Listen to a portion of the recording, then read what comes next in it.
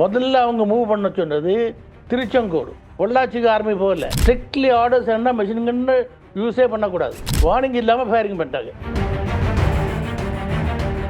Fire பண்ண அனுமதி கொடுத்தது யார்? அதற்கான அனுமதி ராணுவத்துக்கு ஏற்கனவே கொடுக்கப்பட்டிருந்ததா இல்லை அந்த சூழ்நிலைக்கு ஏற்ற வகையில் முடிவு பண்ணா? கிரிமினல் ப்ரொசீஜர் கோட் செக்ஷன் 130, 131 அதில் வந்து இராணுவத்தை யார் ரெக்விசிஷன் பண்ணலாம், யாருக்கு யாருக்கு அதிகாரம் உண்டு, அந்த அதிகாரம் ஒரே ஒரு நபருக்கு தான் அதிகாரம் உண்டு. 60 வருஷத்துக்கு அப்புறம் இது திருப்பி வந்து அதை எப்படி பூதாரமாக கொண்டு வர்றது, போய் சொல்கிறது, உண்மை என்னங்கிறது. அப்போ இருந்த ராணுவமே இறுதி சடங்கு செஞ்சுட்டாங்க, அவசர அவசரமாக செஞ்சுட்டாங்க, எண்ணிக்கையை குறைச்சி காட்டிட்டாங்க அப்படின்ற விமர்சனம் இன்ன வரைக்கும் வைக்கப்படுது. அது உண்மையா? பராசக்தி படத்தில் ஒரு டைலாக் இருக்கு, பொள்ளாச்சியிலே கொன்று பொள்ளாச்சியிலே புதைச்சிடலாம் அப்படின்னு ஒரு மத்திய அரசு அதிகாரி பேசுகிற காட்சியை தான் வச்சிருப்பாங்க. அந்த நோக்கத்தோடு தான் இந்த போராட்டத்தை ராணுவம் கையாண்டதா, அப்படி தான் ஒடுக்குனாங்களா? அப்பட்டமான பொய். பொள்ளாச்சியில் ஏன் நிலைமை கைமீறி போச்சு, அந்த அளவுக்கு போராட்டம் தீவிரமாகிறதுக்கான காரணம் என்ன அப்படின்னு தெரிஞ்சுதா உங்களுக்கு? அன்னைக்கு நடத்தப்பட்ட துப்பாக்கிச் சூட்டை இன்னைக்கும் நீங்கள் சரி அப்படின்னு நினைக்கிறீங்களா, இல்லை அதை தவிர்த்திருக்கலாம்னு நினைக்கிறீங்களா?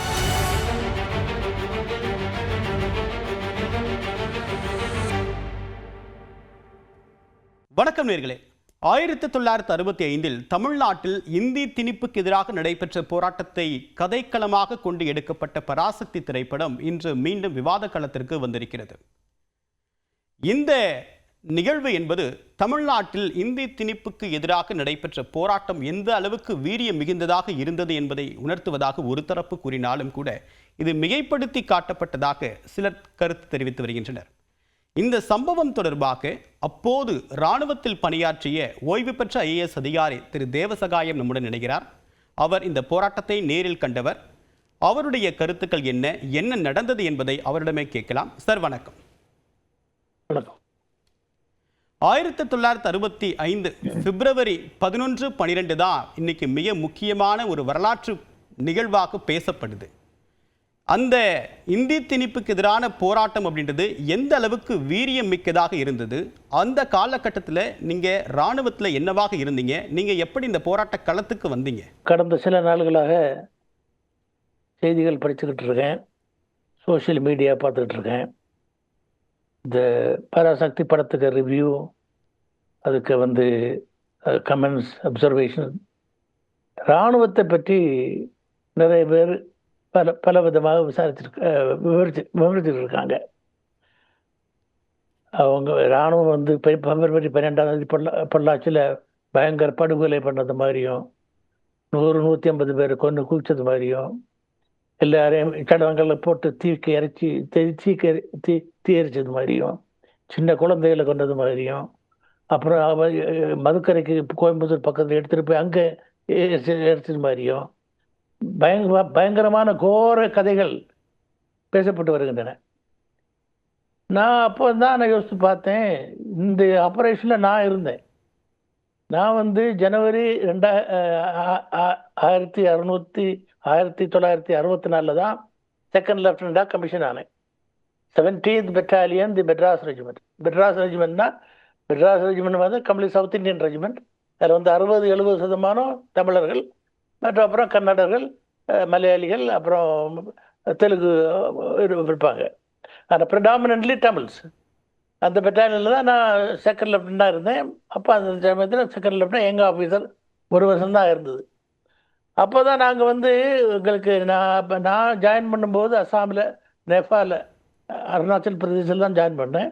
அப்போ எங்களுக்கு கொஞ்ச நாளைக்கு டைம் கிடச்சிது தமிழ்நாட்டில் பீஸ் ஸ்டேஷனுக்காக. அப்படி இருக்கும்போது தான் பிப்ரவரி 11 சடனாக சாயங்காலம் எங்களுக்கு கமாண்டிங் ஆஃபீஸருக்கு உத்தரவு வந்தது மேலே இருந்து, சிவிலியன் சிவில் அத்தாரிட்டி சிச்சுவேஷன் ரொம்ப மோசமாக இருக்குது, உங்கள் ஆர்மி ஹெல்ப் கேட்குறாங்க, நீங்கள் உடனே மூவ் பண்ணுங்க அப்படின்ட்டு. முதல்ல அவங்க மூவ் பண்ண சொன்னது திருச்செங்கோடு. பொள்ளாச்சிக்கு ஆர்மி போகல. பிப்ரவரி 11 சாயங்காலம் எங்களை சமன் பண்ணது திருச்செங்கோடில்.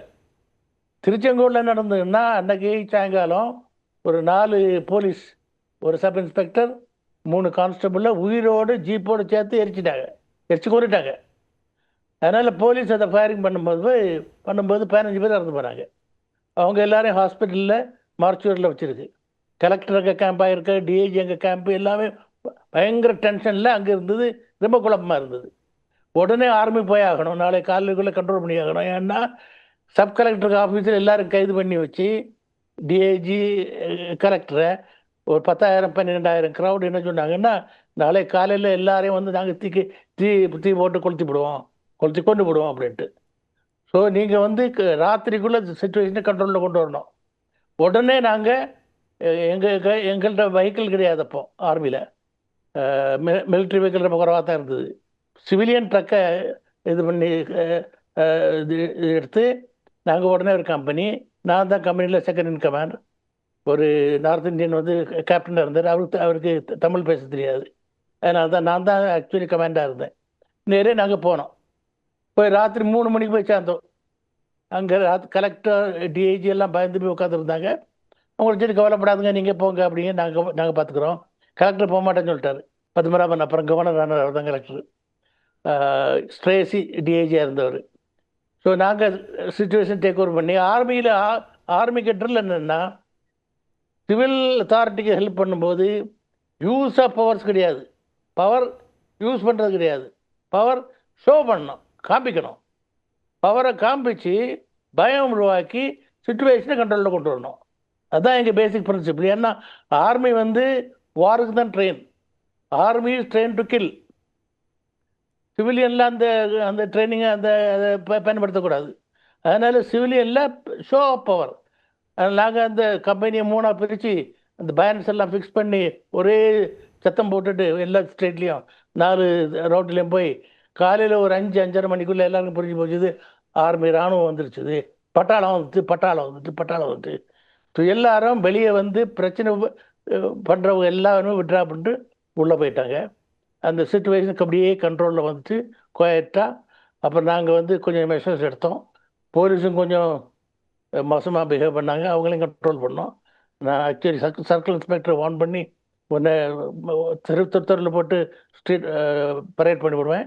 பி வெரி கேர்ஃபுல், ஆர்மி இருக்கிற இந்த உங்கள் கூத்துக்களை காட்டாதுங்க அப்படின்ட்டு கண்ட்ரோல் பண்ணி நாங்கள் ஒரு 4-5 நாள் இருந்து திருப்பி வரும்போது பூரா திருச்செங்கோடு ஃபேர்வெல் பண்ணி எங்களுக்கு ஃபேர்வெல் பண்ணி கொடுத்தது. அதாவது ஆர்மி வந்து ஒரு சிவில் அத்தாரிட்டியில் போகும்போது அவங்க பலத்தை காட்டுறதுக்கு போகிறதில்ல, போக மாட்டாங்க. அதுக்கு அந்த ட்ரைனிங் கிடையாது எங்களுக்கு. ஆனால் என்ன நடந்தது, அடுத்த நாள் என்ன நடந்ததுன்னா, 12ஆம் தேதி என்ன நடந்ததுன்னா, ஒரு 11-12 மணி போல் எமர்ஜென்சி கால் வந்தது ஆர்மிக்கு. பொள்ளாச்சியில் பயங்கரமான கலவரம் நடந்துக்கிட்டு இருக்கு, போலீஸுக்கும் க்ரௌடுக்கும் இடையில் பயங்கரமான கலவரம் நடந்துகிட்டு இருக்கு. போலீஸார் திருச்செங்கோட்டில் எந்த விதமான துப்பாக்கிச்சூடு நடக்கலையா? மக்கள் உங்களை சந்தோஷமா வழி அனுப்பி வச்சாங்க, அங்கே ஒரு பீஸை எங்க ரீஸ்டோர் பண்ண முடிஞ்சது அப்படின்னு சொல்றீங்க. திருச்செங்கோட்டில் எந்த விதமான துப்பாக்கிச்சூடும் வன்முறையும் நடக்கலையா? நாங்கள் போனதுக்கு அப்புறம் ஒரு வன்முறையும் நடக்கல, ஒரு துப்பாக்கிச்சூடு நடக்கல, ஒரு லாட்டி சார்ஜ் கூட நடக்கல. நாங்கள் போலீஸுக்கு கிளியராக சொல்லிட்டோம், எங்கள் வேலை அது இல்லை. நாங்கள் இருக்கிற மக்களை பயப்படுத்தத்தான் செய்வோம். ஆனால் ஃபயரிங்கிற வார்த்தை கிடையாது, லாட்டி சார்ஜ் ஆர்மி லாட்டி சார்ஜ் பண்ணால் ஃபயரிங் தான் பண்ணோம். ஒரு வன்மமே கிடையாது திருச்செங்கோட்டில். அதனால் நாங்கள் ஒரு 5-6 நாள் இருந்து திருப்பி வரும்போது ஃபேர்வெல் கொடுத்து அனுப்புனாங்க. கம்ப்ளீட் சிட்டியே வந்தது. ஆனால் பொள்ளாச்சியில் நடந்தது வேறு விதமாக நடந்தது. பொள்ளாச்சியில் என்ன பண்ணாங்கன்னு கூப்பிட்டாங்க, பயங்கர பலம் வந்து என்னால் போலீஸால் கண்ட்ரோல் பண்ண முடியல, உடனே ஆர்மி அனுப்புங்க. ஸோ ஆர்மி அங்கே ரெடியாக இருந்தாங்க, ஸ்டாண்ட் 2ல இருந்தாங்க. உடனே ஒரு கம்பெனி அங்கே போச்சுது. கேப்டன் சத்யபால் அவர் தான் அதுக்கு இன்சார்ஜ். லெப்டினன்ட் வந்து பணிக்கர், அவர் கேரளா மலையாளி. ஸோ அங்கே போகிற என்ன நடந்ததுன்னா, அங்கே ஒரு சிச்சுவேஷன் கம்ப்ளீட்டாக ஆப்போசிட்டாக. இவங்க போகும்போது அங்கே கோர தாண்டவம் நடந்துக்கிட்டு இருக்கு, லூட்டிங், ஆர்ஷன், அட்டாக்கிங், அது இது போலீஸ்க்கு மேலே அட்டாக்கிங் பயங்கரமாக நடந்துட்டு போகும்போது, நார்மலி இராணுவத்தை பார்த்த உடனே க்ரௌடு வந்து கண்ட்ரோல் வந்துடும், கல் எறிய மாட்டாங்க. கொஞ்சம் பொள்ளாச்சியில் ஏன் நிலைமை கைமீறி போச்சு, அந்த அளவுக்கு போராட்டம் தீவிரமாகிறதுக்கான காரணம் என்ன அப்படின்னு ஏதாவது தெரிஞ்சுதா உங்களுக்கு? நாங்கள் திருச்செங்கோடுக்கு போகிறதுக்கு முன்னால் ஆக்சுவலி நான் வந்து எங்கள் பெட்டாலியனுக்கு ஃபுட்பால் டீமுக்கு கேப்டன். அங்கே கோயம்புத்தூரில் ஏர்ஃபோர்ஸ் ஸ்டேஷன் இருக்குது, ஏர்ஃபோர்ஸ் ஸ்டேஷனுக்கு போயிருந்தோம் ஃபுட்பால் மேட்சுக்காக. ஃபுட்பால் மேட்ச் முடிஞ்சு வரும்போது ஒரு 6-7 மணி இருக்கும். திரும்பி வரும்போது போலீஸ் எங்களை ஸ்டாப் பண்ணிட்டாங்க. நீங்கள் பாருங்கள், தூரத்தில் பார்க்கும்போது கம்ப்ளீட் கோயம்புத்தூர் இருக்க மார்க்கெட் எரிஞ்சிட்டு இருந்தது. ஏதோ பயங்கர பாம்பு போட்டு எரிஞ்ச மாதிரி எரிஞ்சிட்டு இருந்தது. என்ன அப்படின்னு கேட்டால், சார் கம்ப்ளீட்டாக சிட்டியே கொளுத்திட்டாங்க, எரிஞ்சிக்கிட்டு இருக்கு, நீங்கள் அந்த பக்கத்தில் போகாதுங்க, உங்களை பார்த்தாங்கன்னா இன்னும் கோப்பம் இது பண்ணுவாங்க. சைடில் அனுப்பி, சைடில் நான் தான் கண்ணால் பார்த்தது. கோயம்புத்தூரில் பயங்கரமாக இருந்தது. இங்கே திருச்செங்கோடில் இன்சிடென்ட் நடக்க விடலை நாங்கள். ஏன்னா அதுக்கப்புறம் 15 பேர் அதை அடக்கம் அதை கிரிமேட் பண்ணும்போது நாங்கள் அது ரொம்ப நல்லபடியாக பிளான் பண்ணி ஒரு பிரச்சனை இல்லாமல் கலெக்டரும் கூட இருந்து பீஸ்ஃபுல்லாக நாங்கள் அதை முடித்து கொடுத்தோம். அதனால் திருச்செங்கோடில் அதுக்கப்புறம் பிரச்சனை வரலை. இதே மாதிரி என்ன இமேஜின் பண்ணும்போது என்ன நடந்திருக்குன்னா, கோயம்புத்தூரில் நடந்தது மாதிரி பொள்ளாச்சிலையும் அதே மாதிரி நடந்திருக்கு. தீ வச்சிருக்காங்க, போலீஸை தீ வச்சிருக்காங்க, அட்டாக் பண்ணியிருக்காங்க. அதாவது ஹைட் ஆஃப் அட்டாக் நடக்கும்போது தான் போலீஸால் கண்ட்ரோல் பண்ண முடியாமல் போலீஸ் ஓட ஆரம்பித்தாங்க. போலீஸ் அங்கங்கே ஓடினாங்க.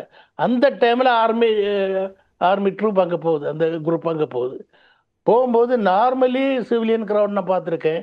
ஆர்மி க்ரௌட் பார்த்த உடனே அந்த அடங்கிடுவாங்க, கல்லறிய மாட்டாங்க. அவங்களுக்கு கொஞ்சம் ஆர்மிக்கு வர கொஞ்சம் ரெஸ்பெக்ட் உண்டு, கொஞ்சம் பயமும் உண்டு.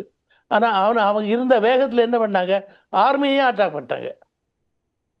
இந்த கம்பெனி அங்கே போன கம்பெனியையும் அதே மாதிரி கல்லறி எல்லாம் வெட்டு போட்டு அட்டாக் பண்ண ஆரம்பித்தாங்க. அட்டாக் பண்ண வேறு வழி இல்லை, வார்னிங் நார்மலி வார்னிங் கொடுத்து தான் இதாக பண்ணுவாங்க. அது சொல்கிற பாயிண்ட் கரெக்டு தான். வார்னிங் இல்லாமல் பண்ணாங்க அப்படின்ட்டு. ஆனால் இவங்க பண்ணது என்னென்னா, வார்னிங் பண்ணுறதுக்கு வாய்ப்பே இல்லை. வார்னிங் இல்லாமல் ஃபயரிங் பண்ணிட்டாங்க. இப்போ நான் ஆக்சுவலி நடந்தது சொல்கிறேன். ஃபயரிங் பண்ணிட்டாங்க. பண்ணும்போது 2-3 மினிட்ஸ் ஃபயரிங் பண்ணாங்க. அதில் சிச்சுவேஷன் கண்ட்ரோலில் வந்துருச்சு. அதில் கொஞ்சம் பேர், ஒரு 10 பேர் இருந்தாங்க, ஒரு 10-12 பேர் காயமடைஞ்சாங்க. அதெல்லாம் நடந்தது. ஆனால் அதில் என்ன நடந்ததுன்னா, ஒரு மெஷின் கன் அவன்கிட்ட இருந்தது. இதுதான் இம்பார்ட்டன்ட் பாயிண்ட். இப்போ இவங்க சொல்கிறது என்னென்னா, மெஷின் கன் பண்ணிட்டாங்க. ஒரு கம்பெனியில் மெஷின் கன் ஒரு வெப்பன் உண்டு. ஒவ்வொருத்தருக்கும் அலாட் பண்ணுவாங்க. ஒருத்தருக்கு ரைஃபிள், ஸ்டென், பிஸ்டல் அப்படி அலாட் பண்ணுவாங்க. ஒரு குரூப்புக்கிட்ட மெஷின் கன் இருக்கும். எனக்கு போகும்போது எடுத்துகிட்டு போவாங்க. ஆனால் ஸ்ட்ரிக்ட்லி ஆர்டர்ஸ் என்ன, மெஷின் கன்னு யூஸே பண்ணக்கூடாது. ஆக்சுவலி மெஷின் கன் கொண்டே போகக்கூடாது. ரூல் பிரகாரம் சிவில் அத்தாரிட்டியில் இது பண்ணும்போது ஆர்மி மெஷின் கன்னை கொண்டே போகக்கூடாது. அங்கே தான் வச்சுட்டு போனோம், பெட்டாலியனில் தான் வச்சுட்டு போனோம். ஆனால் இவங்க அந்த போகிற வேகத்தில் எடுத்துகிட்டு போயிட்டாங்க. அதில் ஒரு ஜேர்னலிஸ்ட் வந்து கேட்டிருக்காரு, இது என்ன அப்படின்ட்டு. கேட்டால் மெஷின் கன் அப்படின்னுருக்கான். அடுத்த நாள் இந்தியன் எக்ஸ்பிரஸில் பெருசாக பேனர் ஹெட்லைனாக வந்துருச்சு, ஆர்மி மெஷின் கன் சிவிலியன்ஸ். இல்லை, இராணுவத்திலிருந்து ஒரு ஆயுதத்தை, நீங்கள் தான் சொன்னீங்க, ஒரு ஆயுதத்தை அங்கே இருக்கக்கூடிய இன்னவுஸ்லேருந்து கொண்டு வரணும் அப்படின்னா அதுக்கு நிறைய ப்ரொசீடிங்ஸ் இருக்கும். நீங்கள் தான் சொன்னீங்க, சிவிலியன்கிட்ட ஷோ ஆஃப் ஸ்ட்ரென்த்து தான், யூஸ் ஆஃப் ஸ்ட்ரென்த் கிடையாது, யூஸ் ஆஃப் பவர் கிடையாது அப்படின்னு சொன்னீங்க. ஸோ அப்போ அந்த மெஷின் கன் எடுத்துகிட்டு போகணும், இருக்கக்கூடிய ஃபயர் பவர் எல்லாமே எடுத்துகிட்டு போகணும் அப்படின்ற சூழ்நிலை அங்கே இருந்துச்சா? யார் அதுக்கு அப்ரூவ் பண்ணுது? இராணுவத்தை இந்த மாதிரி ஃபயர் பண்ண அனுமதி கொடுத்தது யார்? அதற்கான அனுமதி இராணுவத்துக்கு ஏற்கனவே கொடுக்கப்பட்டிருந்ததா, இல்லை அந்த சூழ்நிலைக்கு ஏற்ற வகையில் முடிவு பண்ணீங்களா? இராணுவத்துக்கு அதுக்கு ஒரு ப்ரொசீஜர் வந்து சட்டத்தில் கிளியராக இருக்குது. Criminal procedure code section 130, 131. அதில் வந்து இராணுவத்தை யார் ரெக்விசிஷன் பண்ணலாம், யாருக்கு அதிகாரம் உண்டு, அந்த அதிகாரம் ஒரே ஒரு நபருக்கு தான் அதிகாரம் உண்டு, டிஸ்ட்ரிக்ட் மஜிஸ்ட்ரேட். டிஸ்ட்ரிக்ட் மஜிஸ்ட்ரேட்னா the district collector. District collector is also the district magistrate.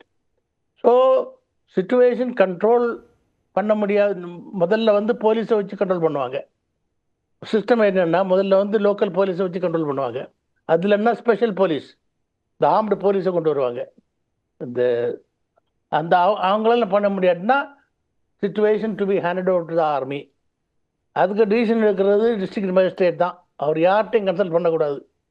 அதாவது சிச்சுவேஷன் எவ்வளோ மோசமாக இருக்கோ, அந்த சிச்சுவேஷனில் அசஸ் பண்ணிக்கிட்டு போலீஸ் ஆஃபீஸரோட கன்சல்ட் பண்ணிக்கிட்டு டிசிஷன் எடுக்கணும். அப்புறம் ஹேண்ட் ஓவர் பண்ணுவாங்க. சிச்சுவேஷன் கையெழுத்து போட்டு ஹேண்ட் ஓவர் பண்ணுவாங்க. ஆர்மி போனதுக்கப்புறம் கையெழுத்து போட்டு ஹேண்ட் ஓவர் பண்ணுவாங்க. நீங்கள் ஹேண்டில் பண்ணுங்கள். ஹேண்டில் பண்ணும்போது அதிலே எழுதியிருக்கோம், please use only minimum force. District magistrate அந்த ஆர்மி ஆஃபீஸருக்கு ரிக்வஸ்ட் பண்ணுவார், please control the situation by using minimum force. அது பண்ணி கண்ட்ரோல் பண்ணக்கப்புறம் டேக் இட் பேக். அது ப்ரொசீஜர், கிரிமினல் ப்ரொசீஜர் கோட்லேயே அதில் இருக்குது. இது பிரகாரம் தான் ட்ரில் நடக்கும். அங்கே வந்து இந்த சுச்சுவேஷன் தான் திருச்செங்கோலில் நடந்தது. அங்கே போயிருக்கும்போது கலெக்டர் பத்மநாபன் கையெழுத்து போட்டு ஹேண்ட் ஓவர் எங்களுக்கு சிச்சுவேஷன் எங்களுக்கு கொடுத்தாரு. அப்புறம் 5-6 நாளைக்கு முன்னாடி அப்புறம் கையெழுத்து போட்டு திருப்பி வாங்கிட்டார். ஆனால் இது அங்கே பண்ண முடியலை. என்ன போய் ஆர்மி உள்ள போகும்போது பயங்கர வயலன்ஸ் நடந்துக்கிட்டு இருக்கும்போது இது வயலன்ஸ் நடந்துக்கிட்டு இருந்தது, ஆர்சனல் லூட்டிங் நடந்துக்கிட்டது, கல் நடந்துக்கிட்டது. இதனால்தான் அந்த அந்த அந்த ஃபார்மாலிட்டியை இவங்களால கம்ப்ளீட் பண்ண முடியல. அது அது அது சுச்சுவேஷன் அப்படி நடந்ததுனால அப்படி நடந்தது. அதில் வெப்பனை பற்றி பொறுத்த மட்டும் சின்ஸ் இவங்க சிவில் அத்தாரிட்டி போகிறதுனால ரைஃபிளை கொண்டு தான் போவாங்க. ரைஃபிள் வந்து பர்சனல் வெப்பன். எல்எம்ஜி கொண்டு போனது அது ஹரியில் நடந்தது. எல்எம்ஜி கொண்டு போயிருக்கக்கூடாது. எல்எம்ஜி மெஷின் கன் கொண்டு போனது தான் இந்த நியூஸ் எல்லாம் வர்றது காரணம். ஆனால் மெஷினாக யூஸ் பண்ணார். ஏன்னா ஆர்மியில் அந்த சுச்சுவேஷன் முடிஞ்சதுக்கப்புறம் 4-5 நாளைக்கு அப்புறம் டீப்ரீஃபிங் நடக்கும், டீட்டெயில் டீப்ரீஃபிங். ஆஃபீஸர்ஸ் எல்லோரும் யாரெல்லாம் பார்ட்டிசிபேட் பண்ணாங்களோ அவங்க உட்காந்து டீட்டெயிலாக மினிட் டு மினிட் நடந்துங்க டீப்ரீஃப் பண்ணுவாங்க.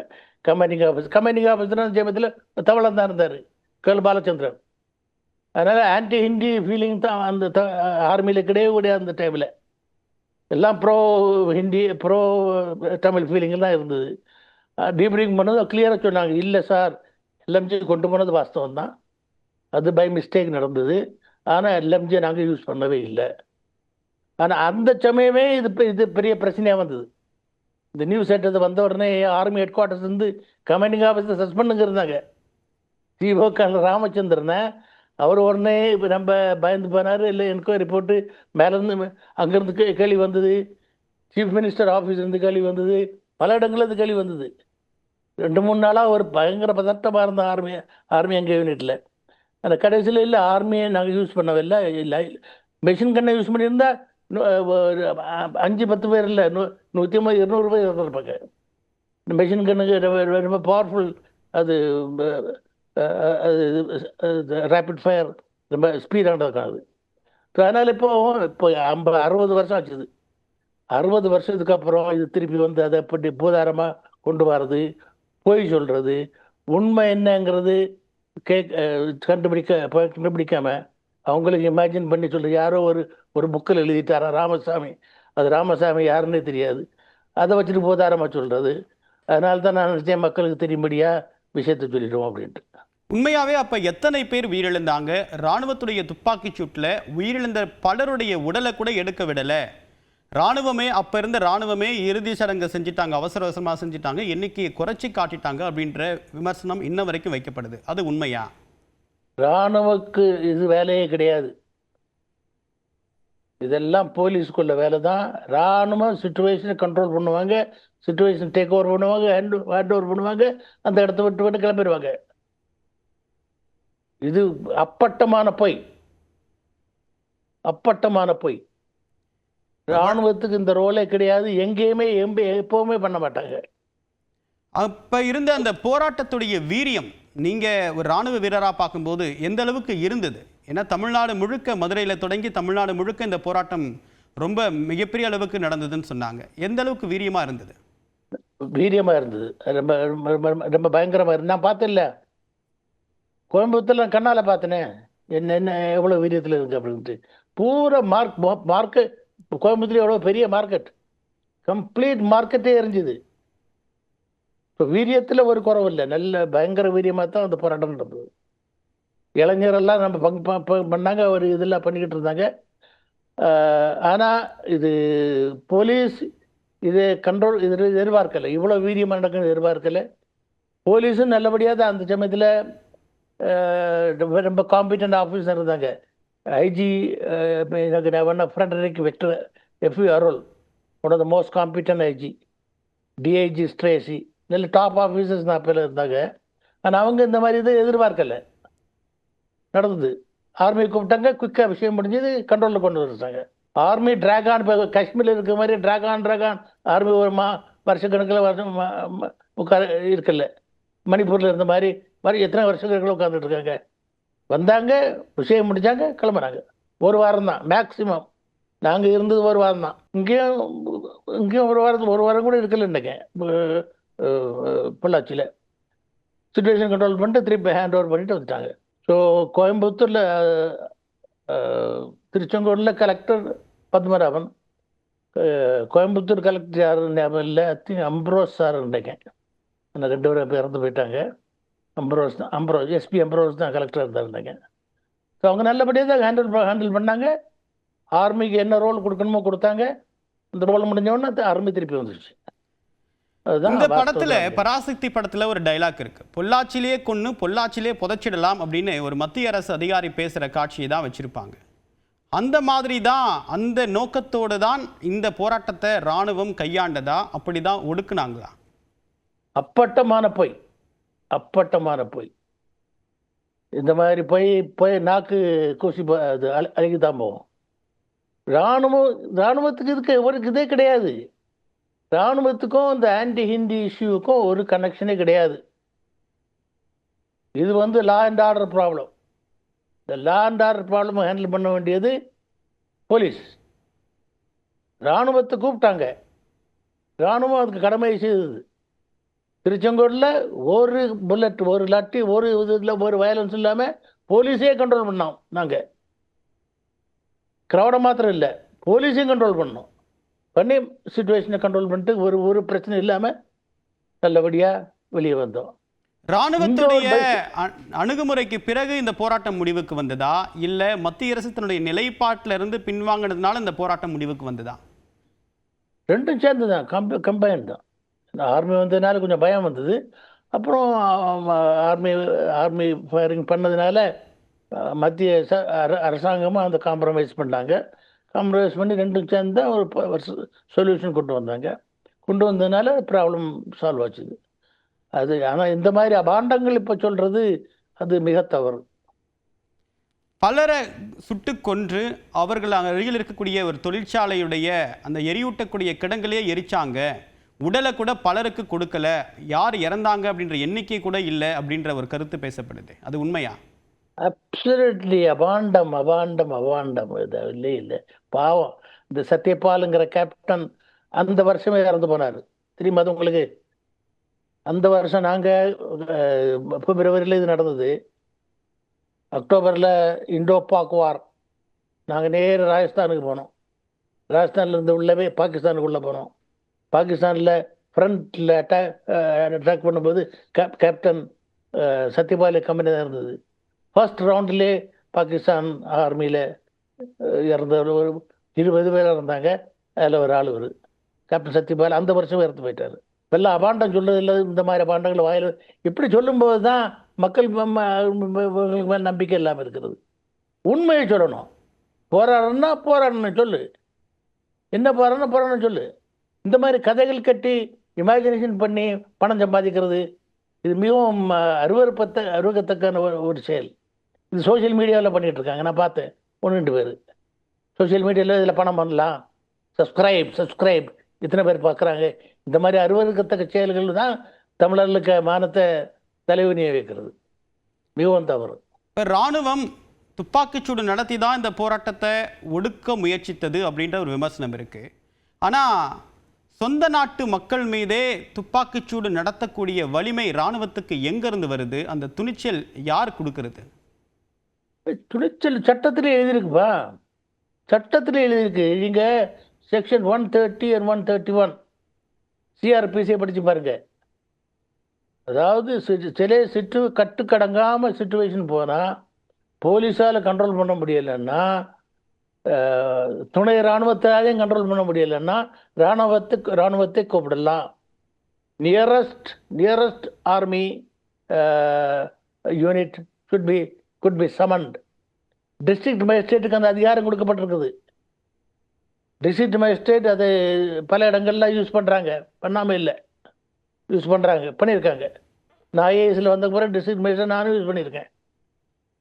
ஆனால் அது ராமு வந்ததுக்கப்புறம் அது அவங்க லிமிட்டட் ரோல் தான். ஆர்மி ஒரு அஜெண்டாவில் வர்றது கிடையாது.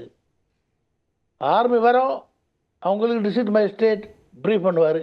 இது போலீஸ் எஸ்பி டிஐஜி ஐஜி எல்லாம் ப்ரீஃப் பண்ணுவாங்க. இது சிச்சுவேஷன் இவ்வளோ நாள் நடந்துக்கிட்டு இருக்கு, இப்படி நடந்துக்கிட்டு இருக்கு, எங்களால் இது ஹேண்டில் பண்ண முடியல, நீங்கள் இதை பண்ணிக்கிட்டு போங்க. நார்மலி ஆர்மிக்கு சக்ஸஸ் ஏன் வருதுன்னா சைக்கலாஜிக்கல் இம்பேக்ட். ஆனா இந்த ராணுவத்தை பார்த்து அந்த போராட்ட காலத்துல அந்த மாணவர்களுக்கும் அங்க இருக்கக்கூடிய போராட்ட அமைப்புகளுக்கும் எந்த விதமான அச்சமும் வரல, எந்த இடத்துலயுமே அவங்க பின்வாங்கிறது தெரியல அப்படின்னு சொன்னீங்களே, அது உண்மைதானா? இல்லை, அச்சம் வந்தது. அது நான் அப்படி சொல்லலை, அச்சம் வந்தது. என்ன கோயம்புத்தூரில் ஏன் திருச்செங்கோட்டில் வந்தது, சிச்சுவேஷன் கண்ட்ரோலில் வந்தது.